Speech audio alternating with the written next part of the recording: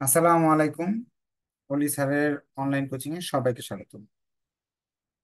আজ আমরা এমবিএ তে ফার্স্ট ক্লাস পাওয়ার উপায় জানবো, প্লাস আপনার অ্যাপ্লাইড অ্যাকাউন্টিং থিওরি বইয়ের চ্যাপ্টার 6 আর্নিং ম্যানেজমেন্ট এর প্রথম ক্লাস করব। এই আর্নিং ম্যানেজমেন্ট আবার এক ঢিলে দুই পাখি মারার মতো, যে কর্পোরেট ট্যাক্স প্ল্যানিং ও চ্যাপ্টার 3-এ আছে। তার মানে আপনি এখানে যদি আপনি একটা অধ্যায় করতে পারেন, তাহলে 10, 10, 20 নাম্বারের কাজ হয়ে যাবে। এমবিএ তে ফার্স্ট ক্লাস পাওয়া খুব সহজ। কারণ কি, এই টেকনিক যদি আপনি জানেন, যেমন আজকে যে টেকনিক দেখাইলাম, একটা এরকম টেকনিক যদি আপনার জানা থাকে, তাহলে প্রতিটা বইয়ে ধরেন টোটাল 5টা ম্যাথ বই আছে। 5টা ম্যাথ বই থাকার ফলে সিজিপিএ পাওয়া খুব ভালো সিজিপিএ রাখা সম্ভব। আর 5টা ম্যাথ বই যদি টোটাল ম্যাথ চ্যাপ্টার গুনেন আপনি, তাহলে আপনার কমপক্ষে 40 থেকে 50টা চ্যাপ্টার হবে। এতগুলো চ্যাপ্টার থেকে যদি আপনি কৌশল করে জেনে নেন যে কোন কোন চ্যাপ্টার গুলো কমন এবং কোনগুলো থেকে মাস্ট কোশ্চেন আসে, তাহলে কিন্তু আপনার কম পড়ে ভালো একটা রেজাল্ট করা যাবে। যেমন আমি আপনাকে বললাম, আর্নিং ম্যানেজমেন্ট চ্যাপ্টারটা কর্পোরেট ট্যাক্স প্ল্যানিং এও 10 আছে, এখানেও 10 আসে। এরকম কিন্তু আরো চ্যাপ্টার আছে।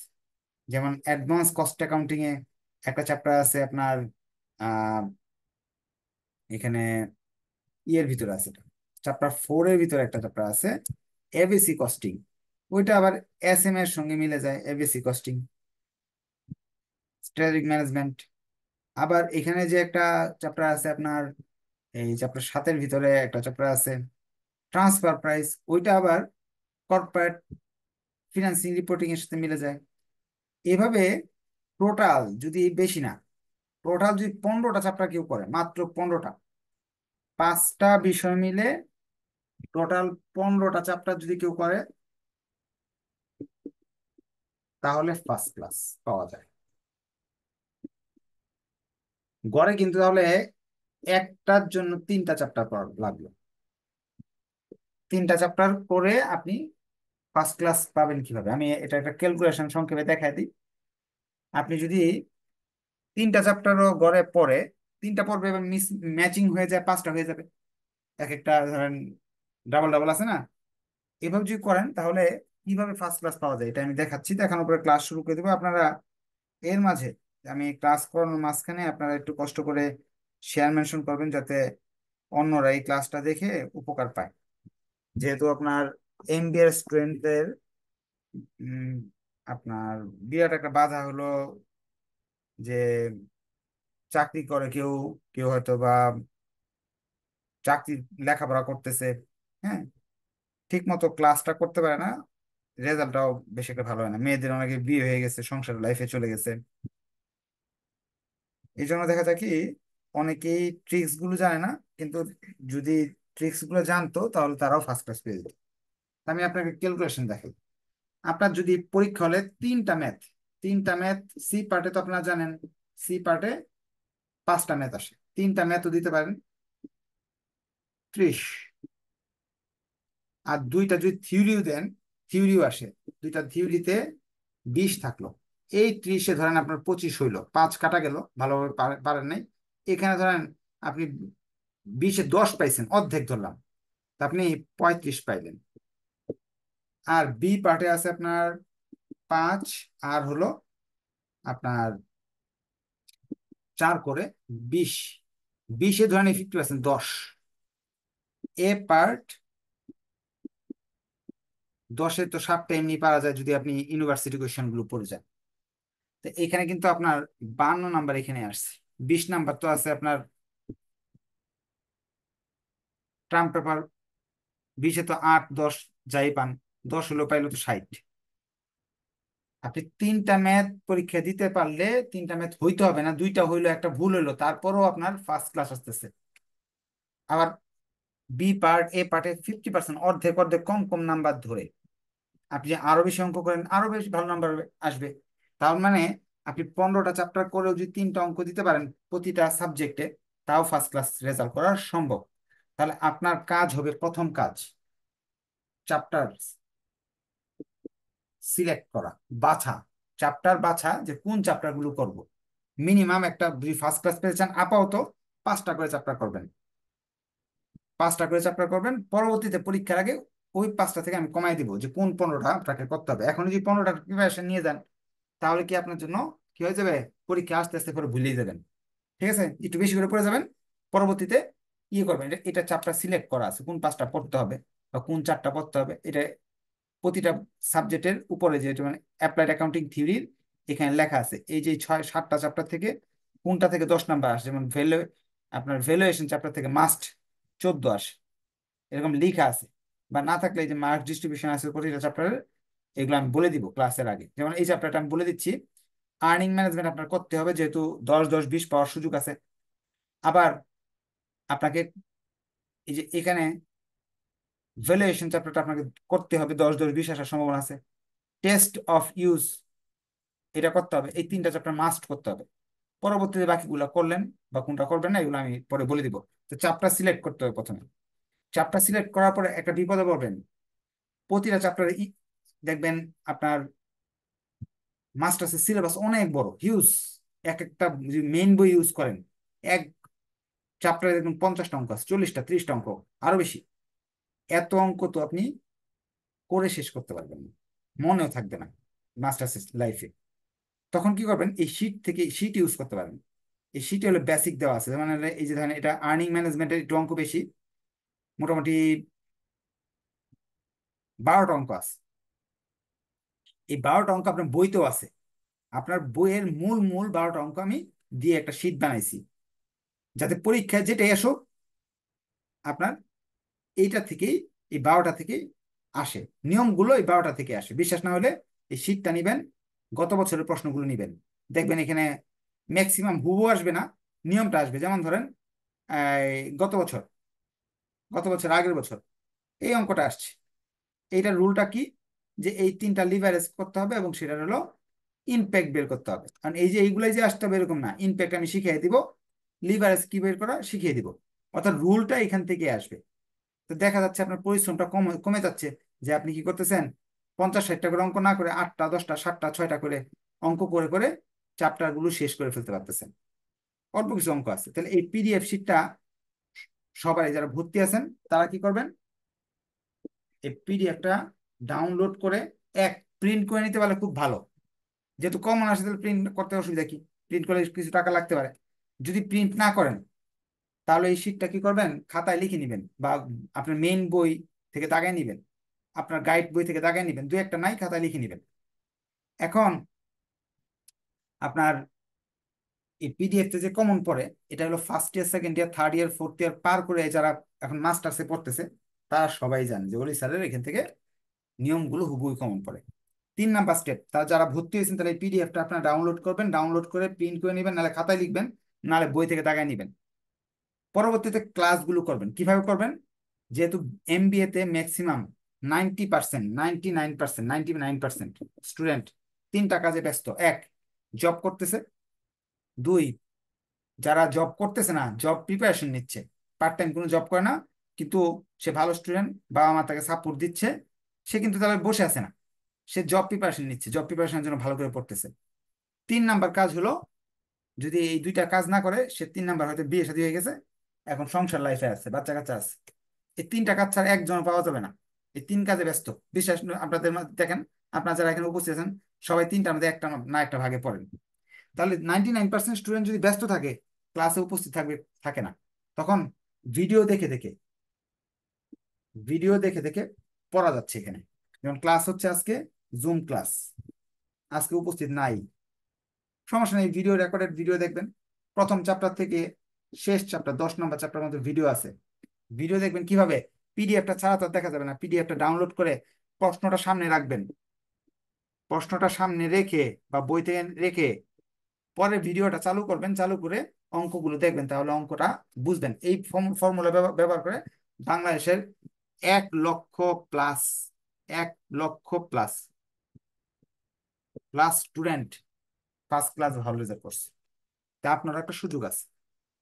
এখন তো ভিডিও দেখে দেখে পড়তে পারবেন। আবার যদি মনে করেন না আমি রেগুলার ভালো করে পড়বো স্যার, জুম ক্লাস, সপ্তাহে 3 দিন এক সাবজেক্টের জুম ক্লাস হয়, জুম ক্লাসে উপস্থিত হয়ে আপনার ক্লাস আমার সাথে কথা বলে বলে পড়তে পারেন। যেমন আজকে জুম ক্লাস হচ্ছে, কথা বলতে পারবেন আপনি, ক্লাস শেষে আমি প্রশ্ন নিব। এরপর মেসেঞ্জার গ্রুপেও গ্রুপ স্টাডি করবেন, সেখানেও দিক নির্দেশনা পাবেন কিভাবে পড়তে হবে না পড়তে হবে, আজকে কি ক্লাস আছে, কোন চ্যাপ্টারটা ইম্পর্টেন্ট, এই দিক নির্দেশনা পাবেন।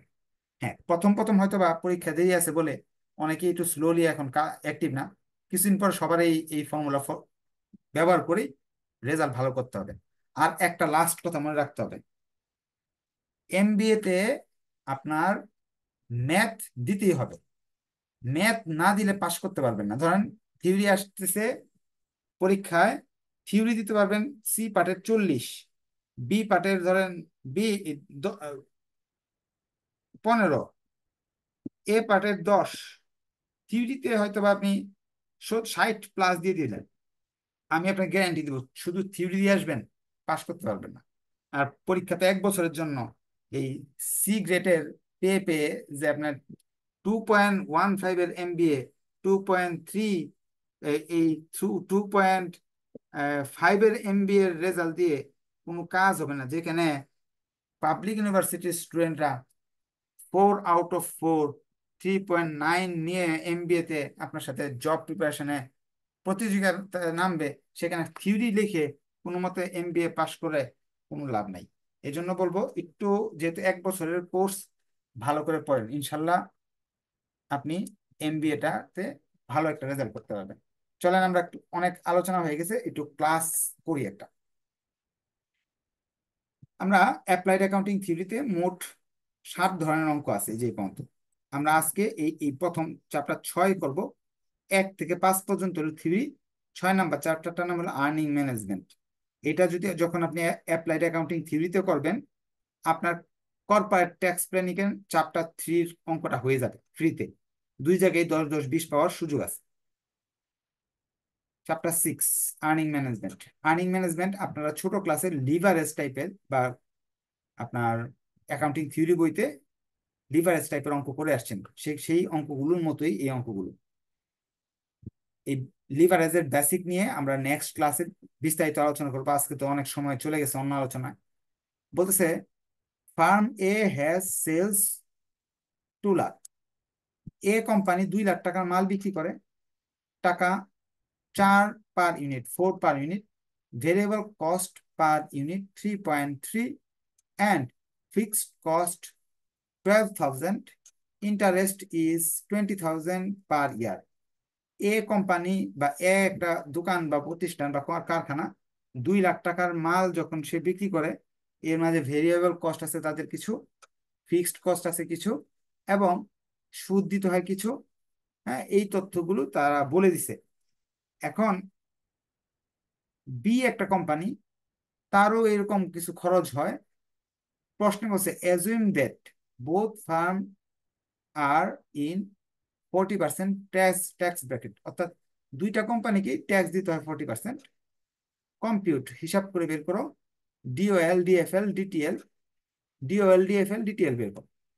আচ্ছা, আমরা এই ডিওএল ডিএফএল ডিটিএল বের করতে হলে আমাকে একটা ইনকাম স্টেটমেন্ট করতে হবে প্রথমে। এই ইনকাম স্টেটমেন্টটা ছাড়া আমি অঙ্কটা করতে পারবো না। ইনকাম স্টেটমেন্টটা করার জন্য আপনার একটু হেল্প লাগবে, আপনাদের ক্যালকুলেটর লাগবে, ক্যালকুলেটর দিয়ে হিসাব করে বলবেন যে কত কত আসতেছে। হ্যাঁ, আমরা এ কোম্পানি এরটা করি। প্রবলেম 1, সাইন্টিফিক ক্যালকুলেটর বা ক্যালকুলেটর নিয়ে বসেন, একটু বলবেন সেলস, আমরা এরটা করতেছি, প্রতিষ্ঠান এ, ফার্ম এরটা করতেছি। তারা বলতেছে, কি বলতেছে, 2 লক্ষ মাল বিক্রি করছে 4 টাকা করে, তাহলে 2 লক্ষ 4 দিয়ে গুণ করলে 8 লাখ হবে। 2 লক্ষ গুণ 4, 8 লাখ টাকার পণ্য সে বিক্রি করলো। ভেরিয়েবল কস্ট, সেইগুলো কিনতে তার খরচ পড়ছে 3 টাকা 30 পয়সা। 2 লাখ মাল, 3 টাকা 30 পয়সা। ভেরিয়েবল কস্ট 2 লাখ মাল সে বিক্রি করবে 3 টাকা 30 পয়সা, তার মানে 8 লাখ 8 লাখ টাকায় বিক্রি করছে, কিনে আনতে হয়েছে 3 লাখ 6 লাখ 60 হাজার মনে হয়, হ্যাঁ। তা তার লাভ হইলো 1,40,000। এই লাভটাকে বলা হয় কন্ট্রিবিউশন, সিএম, কন্ট্রিবিউশন মার্জিন, এই লাভটাকে বলা হয়। যারা অনার্স লেভেলে ভালো করে পড়ে আসছেন এই ফরম্যাটটা আপনারা পারেন। আমরা আগামী ক্লাসে এই ফরম্যাট নিয়ে বিস্তারিত আলোচনা করব। আপনাকে আজকে শুধু ফরম্যাটটা মুখস্থ শিখাচ্ছি, আর আগামী দিন আমরা বেসিক শিখব। এখান থেকে ফিক্সড কস্ট বাদ দিব, সব খরচে বাদ দিতে হবে, সোজা কথা। ফিক্সড কস্ট বাদ দিব। ফিক্সড কস্ট প্রশ্নে তারা বলে দিছে, আপনারা কিন্তু প্রশ্ন করতে পারবেন অঙ্কটা শেষ করলে। ফিক্সড কস্ট বলে দিছে 12,000 টাকা, তার ফিক্সড কস্ট 12,000 টাকা আসছে, সুদ দিতে হচ্ছে 20,000 টাকা। ফিক্সড কস্ট 12,000,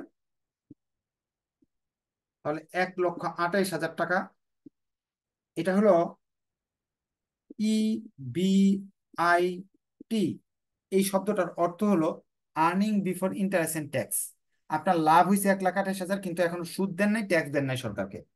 তাহলে আমরা এবার সুদকে বাদ দিয়ে দিই। ইন্টারেস্ট, ইন্টারেস্ট কত টাকা বললো? 20,000 মনে হয় না? আরেকবার একটু দেখে আসি প্রশ্নটা, যেহেতু অনেকের কাছে শীটটা নাই, এই জন্য প্রশ্নটা একবার দেখে আসি। ইন্টারেস্ট 20,000 টাকা, প্রতি বছর 20,000 দিতে হবে। আমি যে আজকে অঙ্কটা করাচ্ছি এটার আলোকে আপনি চাইলে আজকে একটা ক্লাস করেই 4 থেকে 10 নাম্বার কোয়েশ্চেন আনসার করতে পারবেন। আর্নিং ম্যানেজমেন্ট চ্যাপ্টারের ছোট প্রশ্নগুলো ইনশাল্লাহ পারবেন আপনি। আপনি আপনার ম্যাক্সিমাম তো ব্যতিক্রম ইউজ করে মানুষ, ব্যতিক্রম ইউজ করলেও বই ইউজ করা সবচেয়ে ভালো। ব্যতিক্রম ইউজ করলে এই শীটের কিন্তু অঙ্কগুলো পরে পরে ব্যতিক্রমের অঙ্কগুলো করবেন। ই বি টি, ইন্টারেস্ট, যে আইটাকে বাদ দিয়ে দিলাম, এই যে ইন্টারেস্ট বাদ দিয়ে দিলাম, তাহলে টি থাকলো। আর্নিং বিফোর ট্যাক্স, তাহলে থাকে কত? 1,08,000 মনে থাকে। আমার যদি ক্যালকুলেশন ভুল হয় কাইন্ডলি বলবেন, কারণ আমি তো মুখ দিয়ে করতেছি। এত কেন করলাম? আমাকে প্রশ্নে বলছে ডি ও এল বের করবা, ডি এফ এল বের করবা, ডি টি এল বের করবা। এই 3টা জিনিস বের করতে বলছে, দেখি এই ছকটা আমি করলাম। ওই বলছে আরেকবার একটু দেখে আসি।